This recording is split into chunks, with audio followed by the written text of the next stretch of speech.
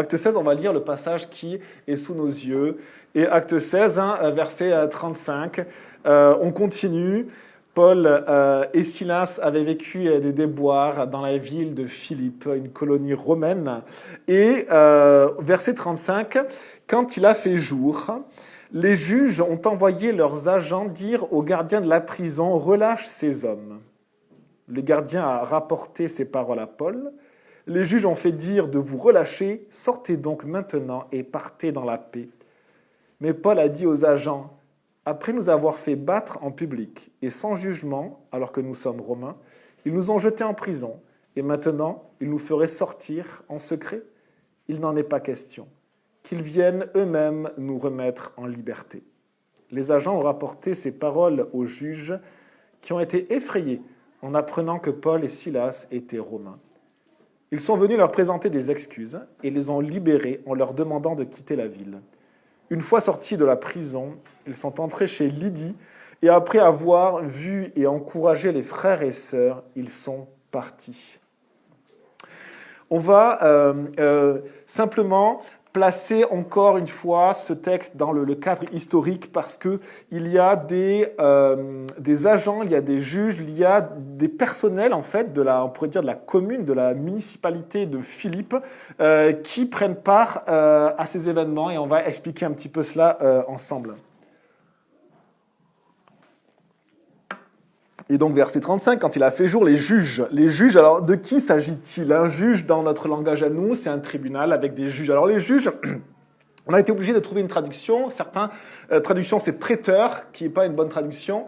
D'autres, c'est magistrat. Mais magistrat ou juge, c'est des mots qui ne nous parlent pas forcément parce que les villes romaines avaient une autre organisation que notre fonctionnement actuel, même s'il y a beaucoup de liens. Et c'est assez intéressant de voir que le monde occidental a énormément puisé dans l'héritage romain. Ne serait-ce qu'on a hérité des routes romaines, encore maintenant. Et de nombreuses autoroutes étaient avant en fait des routes romaines. On a notamment hérité d'un cadre juridique très important que l'on a encore aujourd'hui. On va étudier un petit peu ça, on en a besoin, et après on rentrera bien sûr dans la parole de Dieu.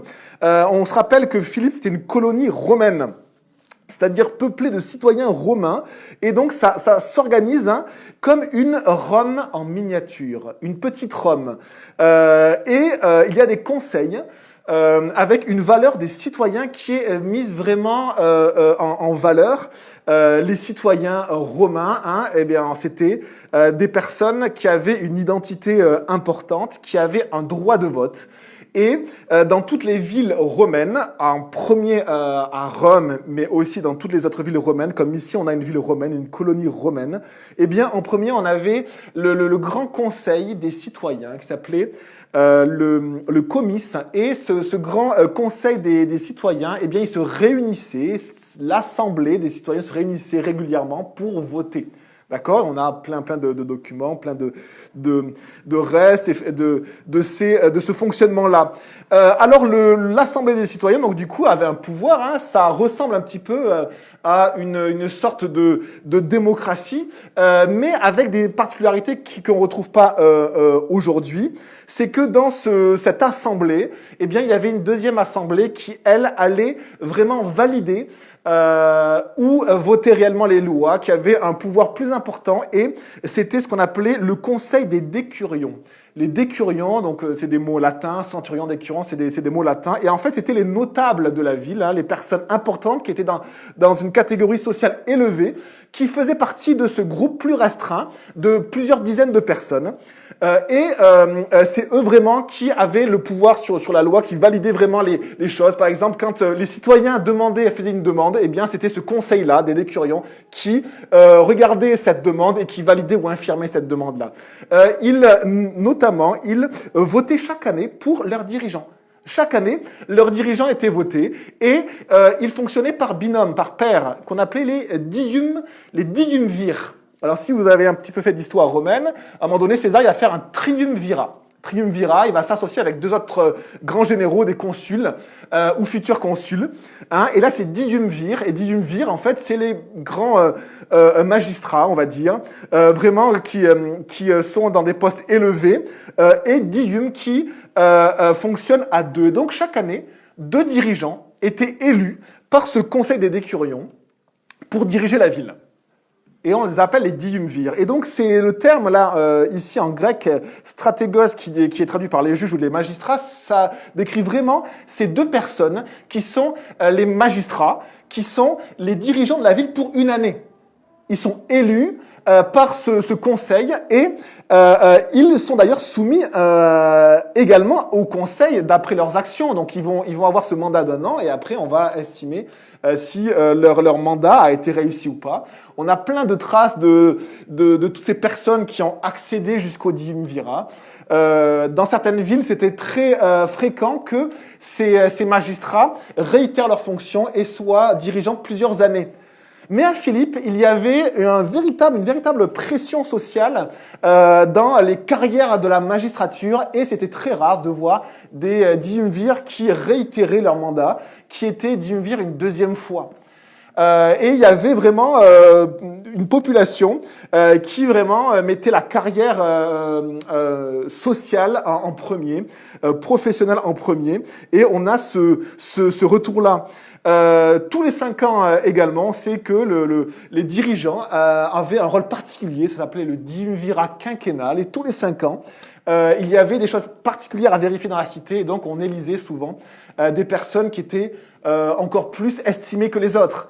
Et ce qui est très intéressant, c'est que dans les traces, par exemple, dans une statue qui a été érigée à Philippe, ou alors des travaux qui ont été faits pour les bains ou le forum, on retrouve en fait les personnes qui ont œuvré pour ça, les diumvirs, ou parfois en dessous les édiles, ou parfois les questeurs, qui étaient ces personnes qui étaient employées par la municipalité, on a les mêmes mots aujourd'hui, et qui œuvraient, par contre, on a leur nom, avec tout leur curriculum vitae. On a tout ce qu'ils étaient, tout ce qu'ils ont fait.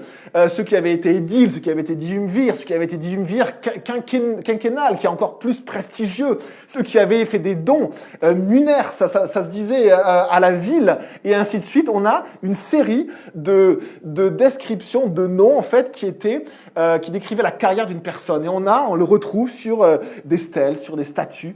Hein, et on a encore notamment des restes de cette ville de Philippe avec beaucoup d'informations sur ça. Et on peut simplement voir que actuellement en France, le système associatif est un peu calqué sur le système romain. Le système associatif, c'est quoi? C'est une association, elle a des membres. Donc, c'était les comices à l'époque romaine. Et dans ces membres-là, on élit un conseil qui va vraiment acter les décisions de l'association, qu'on appelle un conseil de l'association, conseil administratif. Et dans ce conseil, on élit 2-3 personnes pour gérer l'association. Président, secrétaire et j'en ai oublié un. Secrétaire, président et celui qui s'occupe trésorier. Et en fait, on a à peu près cette structure-là. Et en fait, on voit que c'est un peu calqué sur la structure romaine. Et on a ici, donc, dans cet environnement-là, des personnes qui ne sont pas tout puissants. Les juges n'étaient pas ce qu'on appelait les prêteurs romains, qui étaient, eux, directement mandatés par Rome, par la grande Rome, pour diriger une province. Et eux, parfois, ils avaient vraiment un abus de pouvoir énorme, puisqu'ils venaient de Rome, et on a vraiment des exactions assez hallucinantes. Ils réprimaient une population, des gens qui ne leur plaisaient pas. Mais là, en fait, on est vraiment dans un cadre extrêmement romain, on pourrait dire démocratique. Alors, c'est pas extrêmement démocratique, on pourrait dire oligarchique, parce que le conseil des décurions, hein, donc ce conseil d'administration, on pourrait dire, et il était réservé aux notables, à ceux qui vraiment avaient une classe, un niveau social important dans la société. Mais donc, c'était dans cet environnement-là que, eh bien, les juges ont envoyé leurs agents, on a encore un deuxième mot, leurs agents, dire aux gardiens de la prison, relâche ces hommes. Donc, les magistrats, ceux qui étaient élus pour une année, ils avaient des personnes à leur service pour acter ce qu'ils faisaient et qu'on appelait les licteurs. Alors, les licteurs, c'était ceux qui allaient aussi exécuter les sentences des magistrats.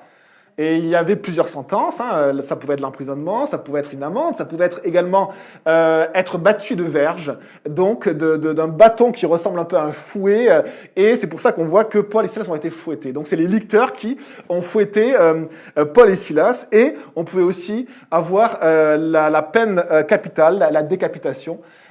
Et les licteurs, en fait, ils portaient un objet symbolique, c'était un faisceau de bâton avec au milieu une hache qui indiquait le symbole du pouvoir et les deux peines qu'on pouvait infliger à des citoyens qui allaient à l'encontre de la loi, c'est-à-dire jusqu'au fouet et jusqu'à la mise à mort par décapitation. Et donc on a ces licteurs qui sont les agents effectivement de ces magistrats qui ici sont mandatés par les magistrats pour envoyer ce message. Et ce message qui est très surprenant, puisque la veille, Paul et Silas avaient été battus, mis en prison, dans la cellule la plus profonde, sûrement là où on mettait les condamnés à mort d'ailleurs, et on lit, les juges ont envoyé leurs agents dire aux gardiens de la prison, relâche ces hommes. Et on pourrait se dire, mais qu'est-ce qui a motivé ces hommes de les relâcher alors que la veille, ils avaient expédié un jugement, ils avaient été battus publiquement, fouettés, mis en prison, et peut-être même qu'ils se disaient, est-ce qu'ils ne vont pas vivre la peine de mort? Et on a ici, on pourrait se dire, on se souvient qu'il y a eu un tremblement de terre. Un tremblement de terre qui a ébranlé en fait toute la ville de Philippe. Et les gens à l'époque considéraient un tremblement de terre comme venant de Dieu ou de divinités. Et là, ils savent très bien, les juges, et on va le voir après, qu'ils ont expédié un jugement. Qu'ils sont dans un mandat d'1 an sous le contrôle de ce conseil des décurions, et ayant expédié un procès, d'ailleurs parce que la foule mettait vraiment une pression pour punir Paul et Silas, parce qu'on avait ces maîtres des esclaves qui étaient vraiment tellement en colère d'avoir perdu l'espoir de leur gain, parce qu'une esclave avait été libérée par Paul et qu'elle ne pouvait plus prophétiser. Eh bien, on a ces magistrats qui, le lendemain, disent « relâche ces hommes ». Donc, il y avait ce tremblement de terre qui a vraiment marqué les esprits, peut-être la conscience des magistrats aussi. Quand on relate vraiment ce qui s'est passé, en fait, dans toutes les études, on voit vraiment que le déroulement et la procédure qui s'est opérée était complètement illégale. En fait, quand on regarde, c'était juste des versets avant, je vous les lis, Acte 16, verset 19. Donc, les maîtres de la servante ont vu disparaître l'espoir de leur gain. Ils se sont emparés de Paul et Silas et les ont traînés sur la place publique, devant les magistrats, donc les diumvirs. Et ils les ont présentés aux diumvirs en disant « Ces hommes sèment le trouble dans notre ville, ce sont des Juifs, et ils annoncent des coutumes qu'il ne nous est pas permis d'accepter ni de suivre, à nous qui sommes Romains. » Actuellement, on appellerait ceci « porter plainte ». On va à la police pour porter plainte. Mais quand vous portez plainte à la police, il n'y a pas un tribunal qui va juger directement la personne. C'est juste une plainte. Et ici, on a juste une plainte qui est faite. Et ce n'est pas une accusation, ça n'a pas la valeur d'une accusation dans un tribunal romain. C'est juste une plainte. Mais regardez ce qui se passe. Il se passe que la foule s'est soulevée aussi contre eux. Donc les comices, l'assemblée des citoyens qui s'assemblent bien sûr informellement, c'était pas la réunion de l'assemblée, qui vraiment montre son mécontentement, et les diumvirs sous cette pression-là expédient la justice tout simplement. Ils auraient dû normalement mander des témoins, questionner les personnes autour pour savoir ce qui s'était passé. Ils auraient dû établir quel était le chef d'accusation. Et pour quelle accusation, en fait, eux qui étaient juifs, créer autant de troubles. Ils sont semeurs de troubles, ils sont juifs. C'est quand même très très mince comme accusation. Moi je suis bordelais, imaginez, Bruno, il sème le trouble, il est bordelais. Bon, ok, mais c'est très très mince comme accusation quand on le voit. Et on voit vraiment que les juges, en fait, juste après, les juges ont fait arracher leurs vêtements, ordonné qu'on les batte à coups de fouet. Donc il y a vraiment une expédition comme ça de la justice, et tout est illégal en fait. La procédure est illégale, il n'entame même pas les procédures normales, ni pour questionner les gens, ni pour avoir les témoins, ni pour avoir les avocats, ni pour vraiment constituer un semblant de tribunal. Après les avoir roués de coups, ils les ont jetés en prison. en recommandant au gardien, qui était sûrement également un employé municipal, au gardien, qui va se convertir par la suite dans la prison, de les surveiller de près. Et donc, on est dans cette situation-là, et est-ce que la conscience des magistrats, eh bien, dû la travailler pendant la nuit? On peut se demander ça.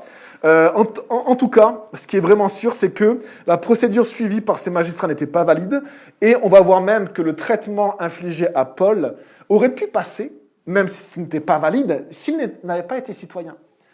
Mais le texte nous dit dès le début qu'ils arrivent à Philippe, une colonie romaine. Et dans une colonie romaine, c'est une petite Rome, ce sont les citoyens romains qui font fonctionner cette ville-là, et les citoyens romains ont des droits. Et ici, les magistrats ne se sont même pas enquis de savoir quelle était l'origine de Paul et de Silas. Ils ont simplement appliqué une justice. Ils sont juifs, ils sèment le trouble, on les bat. Presque, on a l'impression qu'ils allaient les tuer. Et ils sont en prison. Et en fait, le traitement ici, pour tout Romain, est absolument scandaleux. On retrouve, par exemple, en moins 70, des traces de... Alors là, c'était même pas des juges élus pour un an, c'était un gouverneur qui a eu un abus de pouvoir horrible, qui a mis à mort un citoyen romain. Et en fait, ça fait un scandale dans tout l'Empire. Cicéron lui-même, le grand écrivain, a écrit sur ça. Et c'était vraiment un scandale. Ici, on est face à un scandale. Un scandale romain, parce que les choses ont été complètement expédiées, les dimvirs ont été dépassés, et le lendemain, eh bien, ils disent « relâche ces hommes ». Et on va un petit peu mieux comprendre, finalement, la réaction de Paul. Parce que regardez, après ce qui se passe, verset 36, donc le gardien, lui, a rapporté ces paroles à Paul. « Les juges ont fait dire de vous relâcher, sortez donc maintenant et partez dans la paix ». Quoi? Juste comme ça. On a été battus, on a été en prison. Pour quelle raison? Dites-moi pour quelle raison. Pour quelle loi qui nous interdit de parler de Jésus? Et ici, on a simplement le gardien qui dit c'est bon, partez. Et on voit effectivement que dans ce verset 36, mais le geôlier semble tellement heureux, lui, puisque c'est lui qui dit « partez en paix ». Donc le geôlier, il est soulagé, puisque lui, il a vécu quelque chose d'extraordinaire, il a donné sa vie à Jésus. Et lui, en fait, simplement, il a ses licteurs qui viennent, les agents des responsables du pouvoir, qui disent « c'est bon, relâche ces hommes », et lui, il est juste heureux. Et on voit au verset 37 que finalement, Paul va réagir différemment. Mais Paul dit aux licteurs, aux agents, à ces gens qui portaient ce faisceau de verge et avec la hache au milieu, à ces gens qui avaient le symbole du pouvoir dans les mains, il leur dit ceci. Il leur dit, après nous avoir fait battre en public et sans jugement, alors que nous sommes romains, ils nous ont jetés en prison et maintenant ils nous feraient sortir en cachette, en secret. Il n'en est pas question qu'ils viennent eux-mêmes nous remettre en liberté. Et on pourrait se dire, voilà, Paul, il est surprenant, parce que quand même, là, on a l'impression qu'il veut attaquer peut-être les magistrats lui-même, se défendre et attaquer les magistrats en procédure. Et effectivement, traduction Summer dit que, sûrement que les magistrats eh bien, pouvaient effectivement perdre leur mandat par un acte aussi scandaleux. Et donc, on comprend un peu mieux pourquoi les dimvirs, élus pour un an, eh bien, on va lire par la suite, ils ont été effrayés d'apprendre que Paul et Silas étaient romains, étaient citoyens. Ils ont été effrayés. Ils ont réalisé à quel point leurs actions avaient été scandaleuses devant le droit romain et qu'ils étaient eux-mêmes passibles d'une réprimande, en fait, forte. Et on voit ici, et alors on pourrait se dire, mais... c'est étonnant la liberté que Paul prend, on aimerait dire, mais en tant que chrétien, est-ce que vraiment on doit peut-être mettre des gens comme ça devant les tribunaux, ou on doit se défendre de cette manière-là? Et c'est assez intéressant parce qu'il y a une différence, les amis, entre la justice et la vérité. Il y a une différence entre appliquer la justice et montrer la vérité. Et je crois que ce texte nous enseigne sur ceci, et on va enseigner nos cœurs et mon cœur en premier. C'est parce que dans ce monde-là actuel, on voit beaucoup d'injustices. Et on aimerait s'élever contre des injustices. Et on aimerait punir ceux qui commettent des injustices. Dans la parole de Dieu, Dieu nous dit, non, ça c'est mon rôle. Le rôle de juger et de punir revient à Dieu ou aux magistrats, mais ils ne vous reviennent pas à vous. Et on voit une chose très étonnante de Paul, c'est que Paul ne va pas entamer des procédures. il va simplement exposer la vérité devant tous. Et je crois que ça, par contre, c'est un rôle qui revient à l'Église et aux chrétiens. Le rôle des chrétiens n'est pas d'appliquer la justice, on n'est pas musulmans. Les musulmans veulent appliquer la justice de Allah sur terre, mais on ne veut pas appliquer la justice de Dieu sur terre. Notre Dieu fait ce qu'il veut, et c'est un Dieu de grâce, et un jour il jugera. On n'applique pas la justice sur ce monde. Par contre, un des rôles de l'Église, qui est l'Église de Jésus, eh bien, un des rôles, c'est d'être, nous dit 1 Timothée 3,15, la colonne et l'appui de la vérité.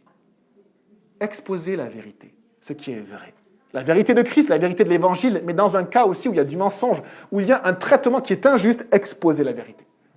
Et c'est ce que Paul fera. Paul va exposer la vérité. Et après, il s'en ira. Il ne va pas continuer une procédure, il ne va pas attaquer ces duumvirs qui auraient pu perdre leur mandat et qui, peut-être, un jour, on aurait retrouvé 2000 ans après que ces personnes-là avaient été déchues de leur mandat dans cette ville où la carrière dans la magistrature était tellement importante à Philippe. Et ici, on voit que Paul ne va pas aller jusque-là. Il ne veut pas punir ces gens-là, mais il expose ce qui est droit et ce qui est vrai devant Dieu. Et ici, ça nous enseigne, parce qu'on a un autre texte qui nous dit « Nous renversons les raisonnements et toute hauteur qui s'élève contre la connaissance de Dieu. » Et dans les raisonnements, parfois, il y a des faux raisonnements, il y a des erreurs, il y a des mensonges, il y a des traitements parfois qui sont scandaleux. Eh bien, c'est un travail du chrétien de pointer du doigt sur l'erreur, de pointer du doigt sur ce qui est faux et sur ce qui est scandaleux. Alors, est-ce que c'est son rôle d'aller mettre dans les tribunaux les gens? Je ne pense pas. Mais de pointer sur la vérité publiquement, de témoigner de la vérité, oui. Et les chrétiens sont appelés aussi des témoins de la grâce de Dieu. Et ce qui fait partie de la vérité, les amis, ce n'est pas uniquement de pointer ce qui ne va pas dans notre monde, c'est de pointer sur la grâce de Jésus. Jésus est mort pour nous et il est ressuscité. C'est la vérité en premier que nous pointons. Nous sommes ces témoins qui, devant même les juges, devant les magistrats, devant nos voisins, devant nos collègues, devant nos chefs peut-être, nous pointons sur cette vérité, nous pointons sur Christ.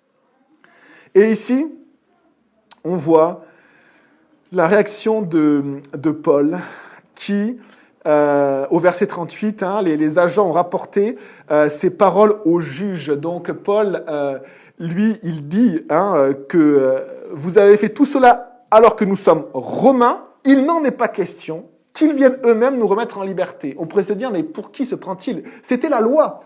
C'était la loi que Paul ciblait, tout simplement. Et on le voit que c'était la loi. Pourquoi? Parce qu'ils vont accourir et ils vont s'excuser. Parce qu'ils savent que leur tête est mise en jeu, pas leur tête physique, mais on va dire dans leur carrière, dans leur vie professionnelle, dans leur vie sociale, ce qui est tellement cher à nos cœurs, les humains. Eh bien ça, c'était ébranlé pour eux. Les agents ont rapporté ces paroles aux juges, donc aux duumvirs, qui ont été effrayés en apprenant que Paul et Silas étaient romains. Effrayés. La réaction montre vraiment le sérieux de cet agissement illégal et scandaleux contre Paul.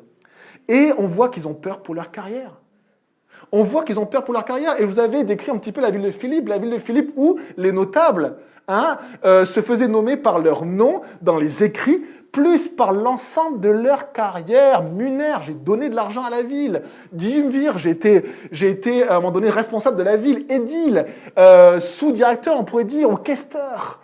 Chevalier, on voit tous ces termes-là et parfois certaines personnes avaient 5, 6, 7, 8, 9, 10 termes qui qualifiaient leur carrière.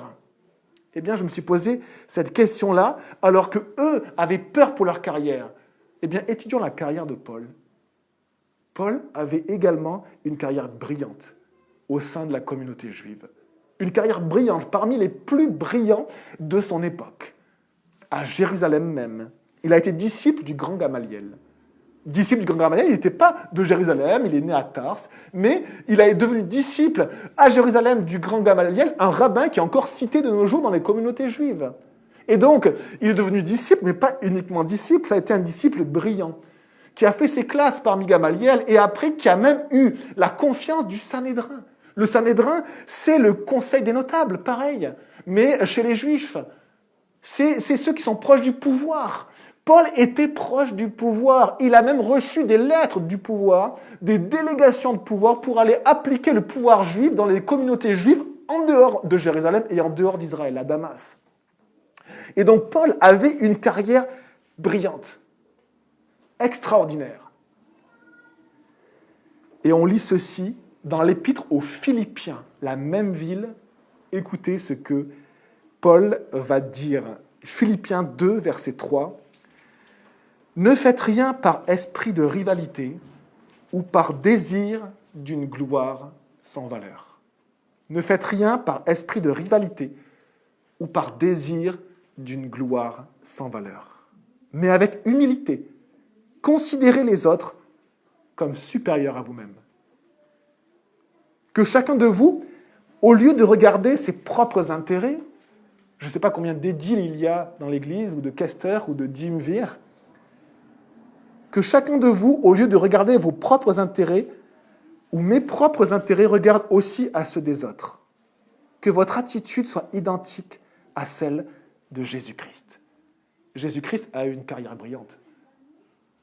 Il était le Fils de Dieu, éternel, créateur, tout-puissant.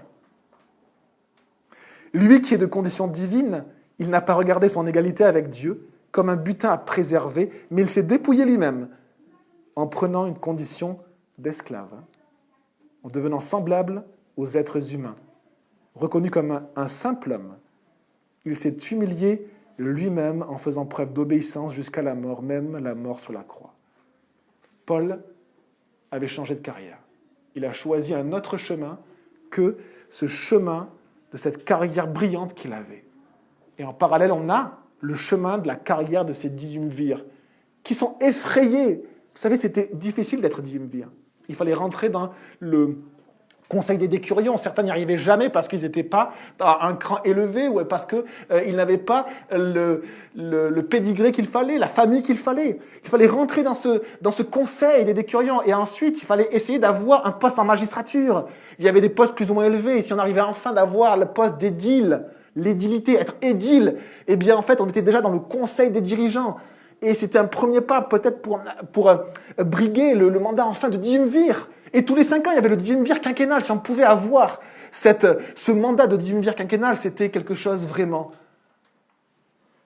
de notable, de tellement prisé. Eh bien, voilà la carrière de Paul. Et la carrière que Paul suivait, c'était la suivante. Philippiens, encore Philippe, la même ville. Philippiens 1, verset 27. « Seulement, conduisez-vous d'une manière digne de l'évangile du Christ. » Voilà la carrière qu'il choisissait, le chemin. Sur quel chemin il était?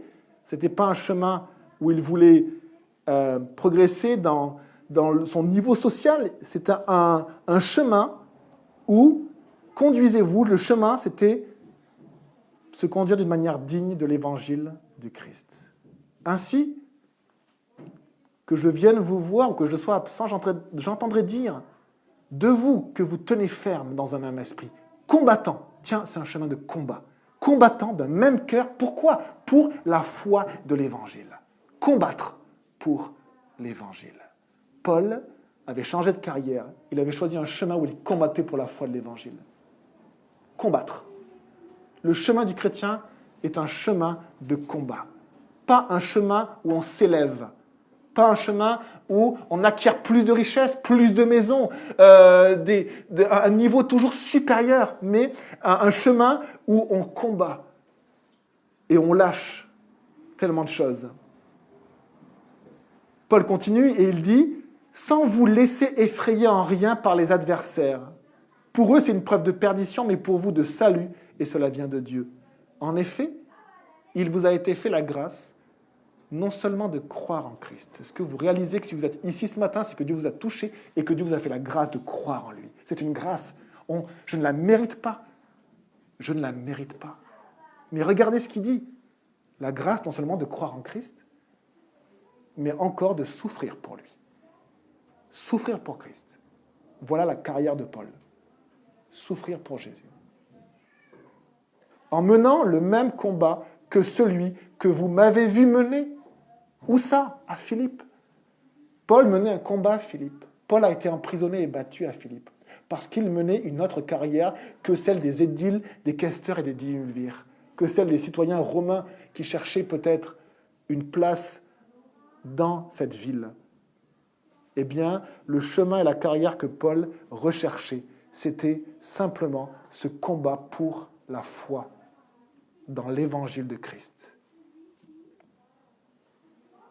Et il finit, vous l'apprenez maintenant, et que je mène encore.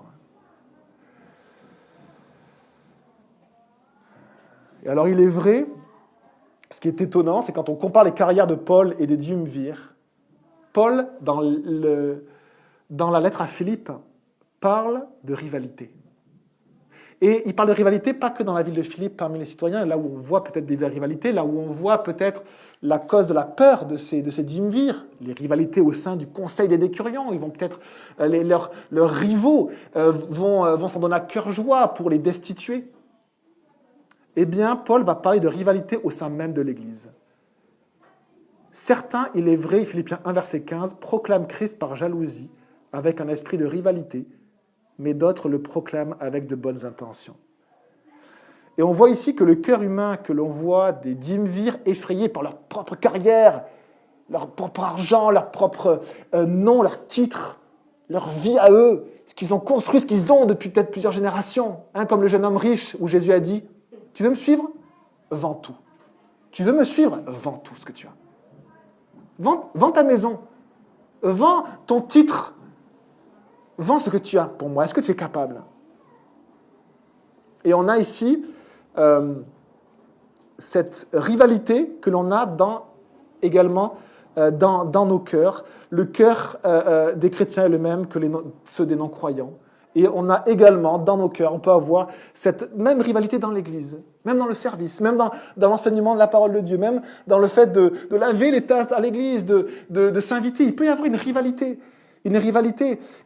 montrer ou pointer du doigt ce que font pas bien les autres. C'est ça la rivalité. On pointe du doigt ce que les autres font pas bien. Eux, là-bas, eux, ils font ça. Vous savez. Et Paul, il dit quoi ? Il ne cite personne. Il ne cite personne. Et vous savez ce qu'il dit ? Il dit ceci. Les uns agissent par amour, les autres sont animés d'un esprit de rivalité. Ils annoncent Christ avec des intentions qui ne sont pas pures, avec la pensée d'augmenter les souffrances de ma détention. Là, il était encore en prison à un autre moment. Et en fait, c'est comme s'il y avait des gens qui pointaient sur Paul, qui disaient, oui, Paul, on le connaît, avec son leadership, là, on le connaît, lui, ce qu'il a fait. Et il vivait ça, Paul. Et regardez ce que Paul dit. Verset 18, qu'importe, de toute manière, que ce soit pour de mauvaises raisons ou que ce soit sincèrement, Christ est annoncé. Paul, il dit, parlez contre moi, c'est pas grave. Parlez contre moi, parlez contre nous, c'est pas grave. Mais si vous prêchez la parole de Dieu, ça nous réjouit. Est-ce que vous la prêchez ? Ça nous réjouit. Soyez bénis. Paul, il bénit, il ne maudit pas. Les amis, s'il vous plaît, qu'on puisse être une église qui bénit. Une église qui bénit les frères et sœurs qui sont dans cette ville. Et qui continue à les bénir. Et qui continue à les bénir. Oui, nous sommes imparfaits. Que Dieu vous bénisse. Que Dieu vous bénisse. Christ est prêché. Oh, ça nous réjouit. On est tellement heureux. On est tellement heureux.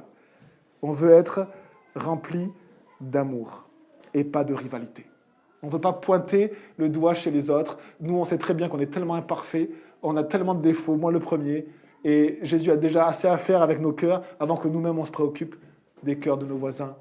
Et on veut simplement se réjouir que la parole de Dieu se répande dans cette ville et que Jésus puisse briller dans les églises qui sont à Bourges et dans d'autres églises que Dieu implantera à Bourges. Qu'importe que vous parliez mal de moi, dit Paul, le combat qu'il mène, on a compris, le combat qu'il mène, c'est pour l'évangile de Christ, c'est tout. Le combat que Paul mène, c'est pour l'évangile. Et c'est pour ça que tout le reste, tous les blabla, tout, en fait, c'est un peu du vent. C'est comme un chien qui aboie. C'est un chien qui aboie et on se dit, mais d'accord, c'est pas grave. Moi, je continue à combattre pour l'évangile. Tu peux aboyer si tu veux, je ne sais pas pourquoi tu aboies, mais moi, je continuerai simplement. Et que l'amour de Christ nous remplisse. Verset 39, ils sont venus leur présenter des excuses et les ont libérés en leur demandant de quitter la ville. Alors Paul, est-ce qu'il va enfin engager une procédure? Parce que les magistrats risquaient de se voir retirer leur fonction. On l'a déjà vu. Eh bien, Paul, il aurait pu peut-être, mais vous savez, c'est beaucoup d'énergie en fait de critiquer les autres. Et c'est beaucoup d'énergie de mettre également les autres face à leurs défauts, les autres face à leurs erreurs. C'est beaucoup d'énergie. Et Paul ne va pas utiliser cette énergie-là parce qu'il en a besoin pour annoncer l'évangile. Paul ne veut pas se tromper de combat. C'est beaucoup d'énergie, vous savez, de se regarder les chaussures, c'est pas la bonne marque, de se regarder l'attitude, parce qu'on ne fait pas comme il faut. Nous, on a des chaises rouges en plus à l'église, alors je sais pas. Et en fait, Paul désire mettre son temps, son énergie, son argent dans un autre combat. Philippiens 1,30, en menant le même combat que celui que vous m'avez vu mener et que je mène encore. Et il était urgent pour Paul, il y a 2000 ans, de ne pas perdre son temps dans des chemins qui n'ont pas de valeur pour Dieu. Parfois, on emprunte des chemins dans nos attitudes ou dans nos orientations de vie qui n'ont pas de valeur pour Dieu.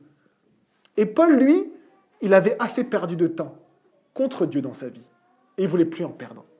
Alors, ici, il y avait des critiques, il y en avait. Est-ce que Christ est prêché? Ah, génial. Sois béni, mon frère. Sois béni, ma sœur. Continue. Prêche le Christ. Prêche le Christ. Jésus est mort. Il est ressuscité pour donner la vie. Je n'ai pas honte de l'évangile, car c'est la puissance de Dieu pour le salut de quiconque croit. Et alors, on peut se poser la question, quel chemin on prend? Nous, maintenant, est-ce qu'on a envie de prendre un chemin d'envie de justice, comme on peut avoir l'envie, vous savez, quand on voit cette situation en Ukraine, en Russie, on peut avoir un désir de rivalité qui monte dans nos cœurs, rivalité contre les Russes, contre peut-être Poutine, contre je ne sais qui. Et à chaque fois, on peut avoir cette chose-là qui monte contre l'injustice. Et de vouloir que Dieu applique la justice, mais ce n'est pas notre rôle. Notre rôle, c'est de présenter Christ. C'est notre combat. Présentez Christ à Poutine, si vous le croisez, présentez-lui Christ. Présentez Christ aux soldats russes, si vous en croisez. Malheureusement, en Ukraine, il y en a qui en croisent. Il y a des chrétiens qui ont choisi de rester en Ukraine. Le bon combat. Mène le bon combat. Celui qui a du sens, celui qui a vraiment de la valeur pour Dieu. Le combat, c'est le combat pour la foi dans l'Évangile, la foi dans la parole de Dieu. Voici, les amis, la parole de Dieu. Voici cet Évangile et cette parole de Dieu. On a vu, c'était lié, Évangile, parole de Dieu, interdépendant, ça va ensemble. Et voilà ce que l'on transmet et ce dans quoi on demeure chaque jour, qui nous donne la force, l'énergie pour ne pas nous tromper de chemin. Vous savez, il y a des chemins qui sont parfois légitimes, mais que Dieu ne nous demande pas. Les mauvais chemins ne sont pas forcément des chemins de péché. Parfois, ce sont des chemins légitimes, mais que Dieu ne nous demande pas. Et donc, on a besoin d'être connecté, d'être demeuré dans la parole de Dieu, d'être connecté à l'Esprit Saint. Et on va voir par la suite d'être encouragé par l'Église. C'est la suite. Pourquoi est-il urgent de ne pas se tromper de combat? Il y a 2000 ans, c'était urgent pour Paul. Eh bien, parce que Jésus revient. C'est urgent de ne pas se tromper de combat, parce que quand Jésus va revenir, eh bien, qu'est-ce que je serai en train de faire? Quelle sera ma vie ou quelle aura été ma vie? Paul se posait la même question. Il y a 2000 ans. Jésus revient bientôt.